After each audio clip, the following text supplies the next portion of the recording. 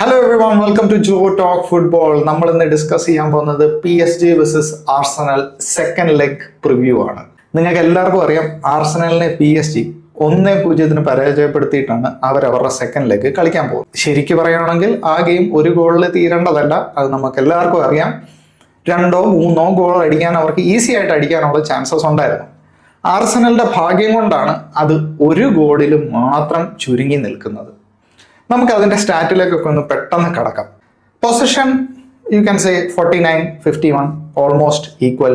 അറ്റംപ്റ്റും almost equal. Attempt equal ആണെങ്കിൽ പോലും PSG ആയിരുന്നു കുറച്ചുകൂടെ ഡേഞ്ചറസ്, PSG ആയിരുന്നു കുറച്ചുകൂടെ ക്ലിനിക്കൽ ഗോയിങ് ഫോർവേഡ്.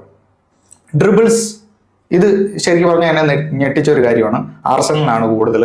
കവറാഷിയിലെയും ഡെമ്പലിലെയും ഒക്കെ ഉള്ള ആ ടീമിലായിരുന്നു ഞാൻ കൂടുതൽ ഡ്രിബിള് പ്രതീക്ഷിച്ചത്. നിങ്ങൾ പേടിക്കൊന്നും വേണ്ട, എനിക്ക് മിസ്റ്റേക്ക് ഒന്നും വന്നിട്ടില്ല. ഇത് ഞാൻ കറക്റ്റ് UEFA-യുടെ വെബ്സൈറ്റിൽ നിന്ന് തന്നെ എടുത്തതാണ്. ഞാൻ ഡബിൾ ചെക്ക് ചെയ്തു. ഡ്രിബിൾസ് ആർസണലിനാണ് കൂടുതൽ. Dribbles 18, PSG-ക്ക് 13. Running into penalty area, അത് ആർസണൽ 5, PSG 11. ഇനി നമുക്ക് ഡിഫൻസീവ് റെക്കോർഡിലേക്ക് പോവാം. Tackles 8 Arsenal, 17 PSG. ടാക്കിൾസ് ജയിച്ചതോ അവിടെ PSG ആണ് മുന്നിട്ട് നിൽക്കുന്നത്. 8 എണ്ണം, ഓൾമോസ്റ്റ് ഹാഫ് PSG വിജയിച്ചിട്ടുണ്ട് ടാക്കിള് വിൻ ചെയ്യുന്നതിൽ. ടാക്കിൾ ലോസ്റ്റ് അത് 6 എണ്ണം ആർസണലിന്, 9 എണ്ണം PSG-ക്ക്. ഇനി അറ്റംപ്റ്റ്സ് ക്ലിയർഡ്, ഏറ്റവും കൂടുതൽ അറ്റംപ്റ്റ്സ് ക്ലിയർ ചെയ്തത് 17 PSG ആണ്. അതിൽ അറ്റംപ്റ്റ് കംപ്ലീറ്റ് ചെയ്തതും ക്ലിയറൻസ് കംപ്ലീറ്റ് ചെയ്തതും 16 PSG തന്നെയാണ്. സോ ഇങ്ങനെയായിരുന്നു first leg. Nothing separates them so much എന്ന് വേണമെങ്കിൽ പറയാം സ്റ്റാറ്റ് നോക്കുമ്പോൾ. പക്ഷെ നമുക്ക് എല്ലാവർക്കും അറിയാം PSG ആയിരുന്നു, സ്റ്റാറ്റൊക്കെ ഒരു സൈഡിൽ നിൽക്കും, PSG ആയിരുന്നു ഡോമിനേറ്റ് ചെയ്തത് ആ ഗെയിം. PSG ആയിരുന്നു നല്ല ത്രെറ്റ് ആ ഗെയിമിൽ ഗോയിങ് ഫോർവേഡ്. നമ്മൾ 1-2 ചാൻസസ് ഒക്കെ ക്രിയേറ്റ് ചെയ്തു. പക്ഷേ ഡോണറുമ എന്ന് പറയുന്ന പ്ലെയർ വളരെ നല്ലൊരു പ്രകടനം കാഴ്ചവെച്ചത് കൊണ്ട് അതൊന്നും കൺവേർട്ട് ചെയ്യാൻ പറ്റിയിട്ടില്ല. ഇനി നമുക്ക് ടീം ഷീറ്റിലേക്ക് പെട്ടെന്നൊന്ന് പോവാം. ടീം ഷീറ്റിലേക്ക് പോകുമ്പോൾ നമുക്ക് എല്ലാവർക്കും അറിയാം ഈ ഗെയിമിൽ പാർട്ടയുടെ സസ്പെൻഷൻ കഴിഞ്ഞിട്ട് പാർട്ട തിരിച്ചു വരികയാണ്. സോ മിഡിൽ പാർട്ട തിരിച്ചു വരുന്നു, മെറീനോ നമ്പർ 9 കളിക്കുന്നു. ഇതിൽ ചിലപ്പോൾ തിരിച്ചു വരാൻ സാധ്യതയുള്ള 2 പ്ലെയേഴ്സ്, അതിലൊന്ന് കാലഫിയോറിയും രണ്ടാമത്തേത് കൈ ഹാവേർട്സ് ആണ്. എൻ്റെ പേഴ്സണൽ അഭിപ്രായത്തിൽ കൈ ഹാവേർട്സിനെ കളിപ്പിക്കരുത്. മെറീനോ പുള്ളിക്കിനിയും പ്രൂവ് ചെയ്യാനായിട്ട് ബാക്കിയൊന്നുമില്ല, നല്ല രീതിയിൽ തന്നെ പ്രൂവ് ചെയ്തു. ചാമ്പ്യൻസ് ലീഗിൽ ഗോളും അടിച്ചിട്ടുണ്ട്. സോ അർട്ടേറ്റ മെറീനോനെ തന്നെ കണ്ടിന്യൂ ചെയ്യണമെന്നാണ് എൻ്റെ സ്ട്രോങ് ഒപ്പീനിയൻ. കൈ ഹാവേർട്സിനെ ബെഞ്ചിൽ തന്നെ വെക്കുക ഇഫ് ഹി ഈസ് ഫിറ്റ്. പിന്നെ ബാക്ക് ലൈൻ അതുപോലെ തന്നെയാണ്. Raya, Timber, Saliba, Kiwior, Skelly, പിന്നെ Odegaard, Partey, Rice, Saka, Merino, Martinelli, front 3. ഇങ്ങനെയായിരിക്കും മിക്കവാറും PSG-ക്കെതിരെ ലൈനപ്പ് ചെയ്യുന്നത്. പിന്നെ നമുക്കറിയാവുന്നതിലോട്ട് നമ്മുടെ ബെഞ്ചിനകത്ത് Ben White, Ethan Nwaneri, Tierney, ഇങ്ങനത്തെ യൂഷ്വൽ ബെഞ്ച് ബേസിക്കലി. ഇനി PSG-യിലേക്ക് വരാം. PSG-യിലേക്ക് വരുമ്പോൾ നമുക്ക് എല്ലാവർക്കും അറിയാം ഉസ്മാൻ ഡെമ്പലിലേക്ക് ഒരു ഹാംസ്ട്രിങ് ഇഞ്ചുറി വന്നിട്ടുണ്ട്. സോ പുള്ളിക്കാരൻ ഡൗട്ടാണ് ഈ ഗെയിം കളിക്കാൻ പറ്റുമോ ഇല്ലയോ എന്നുള്ള കാര്യത്തിൽ. സോ അതൊരു വലിയൊരു ബ്ലോ ആയിരിക്കും ഇപ്പോൾ ഉസ്മാൻ ഡെമ്പലിലേക്ക് കളിക്കാൻ ഇല്ലെങ്കിൽ അവിടെ റാമോസ് ആയിരിക്കും കളിക്കുന്നത്. കാരണം റാമോസ് ആണ് ഇതിനു മുമ്പുള്ള അവരുടെ PSG ലീഗ് ഗെയിമിൽ കളിച്ചത്. അതിൽ അവർ ഒരുപാട് ചേഞ്ചസ് വരുത്തി. കാരണം അവർ ഓൾറെഡി ആ ലീഗ് ജയിച്ചിരിക്കുകയാണ്. അതുകൊണ്ട് അവർ ആകെ ഈവൻ ഡോണറോമനെ പോലും കളിപ്പിച്ചിട്ടില്ല. ആകെ ആ ടീമിൽ റിമെയിൻ ചെയ്തത് നെവേസ് മാത്രമായിരുന്നു. ബാക്കി എല്ലാവരെയും റൊട്ടേറ്റ് ചെയ്തിട്ടുണ്ടായിരുന്നു PSG-യുടെ ലീഗ് ഗെയിമിൽ. പിന്നെ നമ്മൾ ടീം ഷീറ്റിലേക്ക് നോക്കുകയാണെങ്കിൽ നമുക്ക് എല്ലാവർക്കും അറിയാം ഡോണറൂമ ആയിരിക്കും ഗോൾ കീപ്പർ. ഡിഫൻസിലേക്ക് വരുമ്പോൾ ഹക്കീമി, മാർക്കീനസ്, പാച്ചോ, മെൻഡേസ്. പിന്നെ മിഡിലേക്ക് വരുമ്പോൾ നമുക്ക് എല്ലാവർക്കും അറിയാം നെവേസ്, വിറ്റീനിയ, റൂയിസ്. ഫ്രണ്ടിലേക്ക് വരുമ്പോൾ ഡെസറെ, കവറാഷീലിയ, ഡെമ്പലെ ആണോ റാമോസ് ആണോ എന്ന് നമുക്ക് ബുധനാഴ്ച അറിയാൻ പറ്റും. സോ ഇങ്ങനെയാണ് PSG-യുടെ ടീം നിലനിർത്തിയിരിക്കുന്നത്.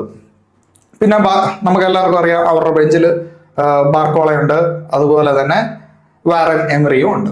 സോ ഈ ഗെയിമിലേക്ക് വരുമ്പോൾ ആർസണൽ ഒരു അത്യുഗ്രൻ പ്രകടനം കാഴ്ചവെച്ചാലേ ഈ ഗെയിമിൽ ജയിക്കാൻ പറ്റൂ.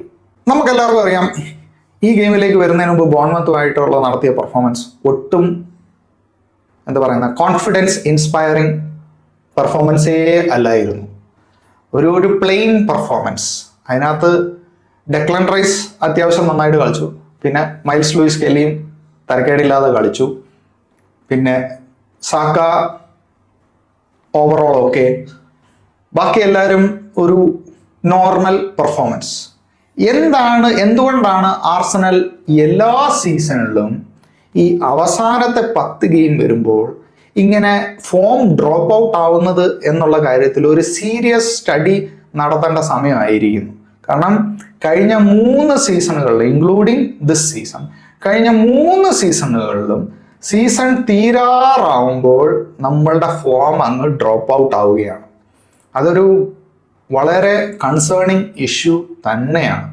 സോ ഈ ഗെയിമിലേക്ക് വരുമ്പോൾ, അതായത് PSG സെക്കൻഡ് ലെഗിലേക്ക് വരുമ്പോൾ ആർസണലിന് ത്രൂ പോകണമെങ്കിൽ ഇതിൻ്റെ ഫുൾ ചുമതല അർട്ടറ്റയുടെ കയ്യിലാണുള്ളത്. അർട്ടറ്റ വേണം ടീമിനെ ബൂസ്റ്റപ്പ് ചെയ്ത് ആ ഒരു കോൺഫിഡൻസ് ഫില്ല് ചെയ്ത് ആ പിച്ചിലേക്ക് ഇറക്കാൻ. കാരണം ലൂയിസ് എൻറിക്ക് എന്ന് പറയുന്ന മാനേജർ സെറ്റപ്പ് ചെയ്യുന്നത് അതുപോലെയാണ്. നമ്മൾ ഫസ്റ്റ് ലെഗിൽ കണ്ടതാണ്. അവർ ഫോർവേഡ് പോകുമ്പോൾ അവർ ഓവർലാപ്പ് ചെയ്യുന്നതും ഹക്കീമിയുടെ ആ ഒരു ചാൻസ് സലീബ അത് ടാക്കിൾ ചെയ്തെടുത്ത് നമ്മൾ ഫസ്റ്റ് ലെഗിൽ കണ്ടതല്ലേ. അതൊക്കെ വീണ്ടും സംഭവിക്കും, അതിനി കൂടുതൽ സംഭവിക്കും അവരുടെ ഹോമിലായതുകൊണ്ട്. അങ്ങനത്തെ ഒരുപാട് ചാൻസസ് ഈ പറയുന്ന ഫാബിയാൻ റൂയിസും നെവേസും എല്ലാവരും ക്രിയേറ്റ് ചെയ്യും. സോ അതിന് പ്രിപ്പയർഡ് ആയിരിക്കണം. ഈ കളി അങ്ങ് മറന്നേര്, ബോൺമത്തിന്റെ കളി മറന്നിട്ട് കംപ്ലീറ്റ്ലി മറന്നേര്. ഓക്കെ, ഈ കംപ്ലീറ്റ്ലി മറന്നിട്ട് ഈ കളിയിൽ ഫോക്കസ് ചെയ്ത് ഫുള്ളി കോൺസെൻട്രേറ്റഡ് ആയിട്ട് കളിക്കാൻ പറ്റണം എന്നാണ് എൻ്റെ ആഗ്രഹം. എനിക്ക് സീരിയസ്ലി ആർസണൽ സെക്കൻഡ് ലെഗ് ജയിച്ച് ഫൈനലിലേക്ക് കടക്കണമെന്ന് ആഗ്രഹമുണ്ട്. കാരണം യൂറോപ്പ ലീഗ് നിങ്ങൾ കണ്ടല്ലോ, എന്തായാലും യൂറോപ്പ ലീഗ് എടുക്കാൻ പോകുന്നത് ഒരു ഇംഗ്ലീഷ് ടീമായിരിക്കും. അപ്പം യൂറോപ്പ ലീഗിൽ മാഞ്ചസ്റ്റർ യുണൈറ്റഡ് കാഴ്ചവെച്ച പ്രകടനം, അവർ ലീഗിൽ ബ്രെൻഫോർഡുമായിട്ട് തോറ്റു. ഞാനിപ്പോൾ ഈ വീഡിയോ ചെയ്യുമ്പോൾ ആ ബ്രെൻഫോർഡുമായിട്ട് തോറ്റ് കഴിഞ്ഞിട്ടാണ് ഞാൻ ഈ വീഡിയോ ചെയ്യുന്നത്. പക്ഷെ ആ ഗെയിം, അത്ലറ്റിക്കോ ബിൽബാവുമായിട്ടുള്ള ആ ഗെയിം ശരിക്കും പറഞ്ഞു കഴിഞ്ഞാൽ മാഞ്ചസ്റ്റർ യുണൈറ്റഡ് ആ പണ്ട് കളിക്കുന്ന ആ ഒരു കളിയൊക്കെ ഓർമ്മിപ്പിക്കുന്ന രീതിയിലത്തെ കളിയായിരുന്നു മാഞ്ചസ്റ്റർ യുണൈറ്റഡിന്റെ ആ ഒരു പെർഫോമൻസ്. സോ അവിടെ നമുക്ക് കാണാൻ പറ്റിയത് ബ്രൂണോ ഫെർണാണ്ടസ് എന്ന് പറയുന്ന ആ ഒരു ക്യാപ്റ്റൻ, ആ ചുമതല, ക്യാപ്റ്റന്റെ ആ ഒരു റെസ്പോൺസിബിലിറ്റി ഏറ്റെടുത്ത് ആ ടീമിനെ നയിക്കുന്ന ആ ഒരു പെർഫോമൻസ് ആണ് നമ്മൾ അവിടെ കണ്ടത്. അങ്ങനത്തെ ആ ഒരു മെന്റാലിറ്റിയിലേക്കൊക്കെ ഓഡഗാർഡ് വരണം. ഈ റൈസ് എല്ലാ പ്ലേയേഴ്സും, നമ്മുടെ പ്ലേയേഴ്സ് കംപ്ലീറ്റ്ലി ആ ഒരു മെന്റാലിറ്റിയിലേക്ക് വന്നിട്ട് നമുക്ക് ജയിക്കാം എന്നുള്ള ഒരു മെന്റാലിറ്റിയിലേക്ക് വന്ന് വേണം ഈ ഗെയിമിനെ അപ്രോച്ച് ചെയ്യാൻ. അപ്പോൾ നമുക്ക് നെക്സ്റ്റ് വീഡിയോ മാച്ച് കഴിഞ്ഞതിന് ശേഷം കാണാം. Thank you so much for watching. നിങ്ങൾക്ക് എല്ലാവർക്കും ഈ വീഡിയോ ഇഷ്ടപ്പെട്ടെങ്കിൽ ലൈക്ക് അടിക്കുക. ഇതുപോലത്തെ കൂടുതൽ കോണ്ടന്റ്സിനായിട്ട് സബ്സ്ക്രൈബ് ചെയ്യുക.